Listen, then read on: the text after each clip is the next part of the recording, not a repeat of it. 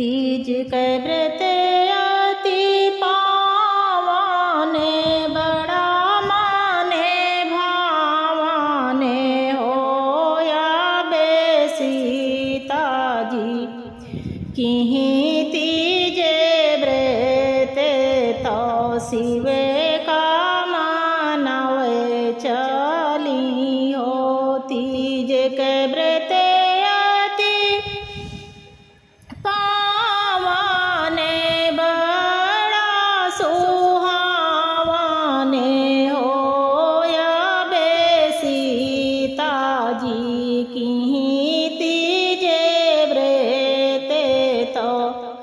शिवे का मानवे चली हो या बेसीता जी किहीं तीजे व्रत तो शिवे का मानवे चली हो।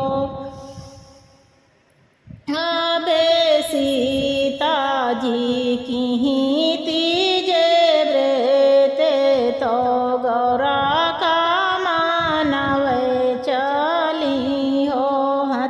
माली हाय डेलरिया उरे बेले पतिया उरे बेले पतिया हो सखिया लैली लले की चुनरिया तो शिवे का मानवे चली हो।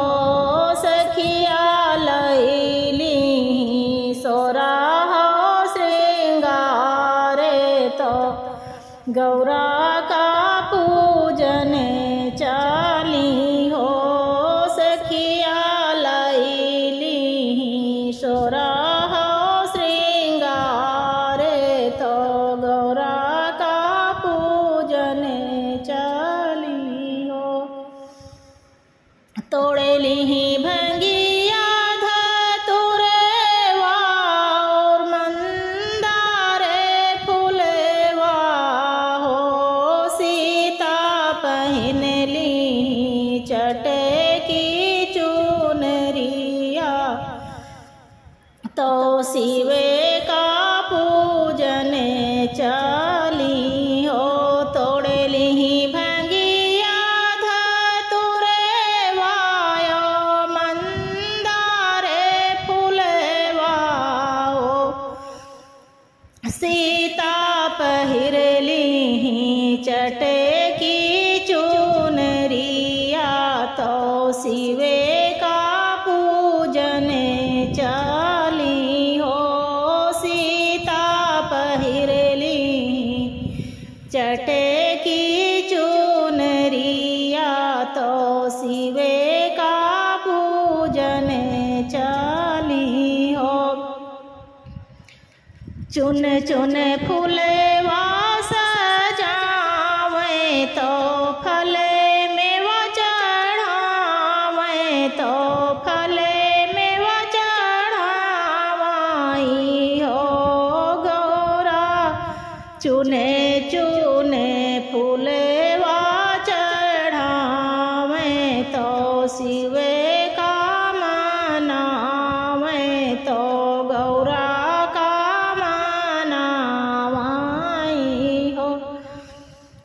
गौरा जैसे अमर तुम्हारा सुहागे है वैसे हम का देती हो।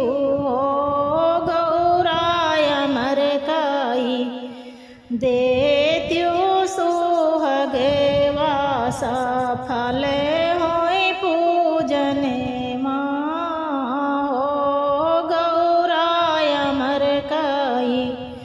देत्यो सजने वासा फल होई पूजने हो। इतनी बचन गौरा सुने तो मने मामा गने भाई मने मामा गने भाई हो सीता है हमें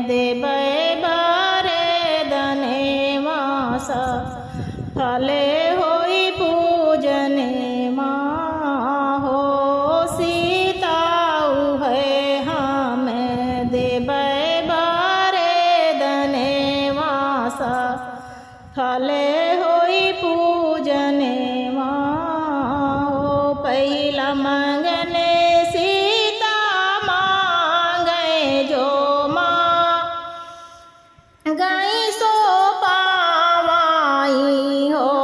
सीता मांगे जनक पूरे नहीं हरे अवधे पूरे सासुर हो। पहिला मंगने सीता मांगे जो मांगे सो पावाई हो।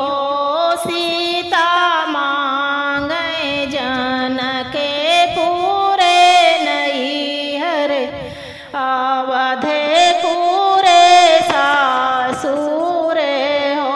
दूसरा मंगने सीता मांगे जो मांगे सो पावाई हो। सीता मांगे सासे कौशल्या ससुर राजा दशरथ हो। सीता मांगे सासे कौशल्या रानी ससुर राजा दशरथ हो। तीसरा मंगने सीता मांगे जो मांगे सो पावई। जो मांगे सो पावई हो। सीता मांगे पति भगवान लक्ष्मण ऐसा देवर हो। सीता मांगे पति भगवान लक्ष्मण ऐसा देवर हो। चौथा मंगने सीता मांगे जो मांगे सो पावई। जो मांगे सो पावई हो।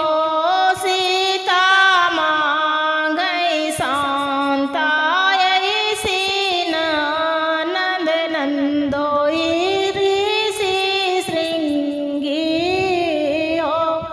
सीता मांगे शांता ऐसी नंद नंदोई ऋषि श्रृंगी हो। पांचवा मंगने सीता मांगे जो मांगे सो पावई। जो मांगे सो पावई हो। सीता मांगे लोक से ऐसा ललना भक्त हाने माने ऐसा हो। सीता मांगे लो कुसे ऐसा ललना भक्त हनुमान ऐसा हो। गौराय तेना जो देत्यु बरदने वासा फले होई पूजने माँ हो। गौराय तेना जो देत्यु बरदने वासा फले होई पूजने माँ हो। माताओं और बहनों, ये गीत सुनकर आपको जैसा भी लगे कमेंट करके बताना। मुझे आप सबके प्यारे प्यारे कमेंट का बेसब्री से इंतज़ार रहता है।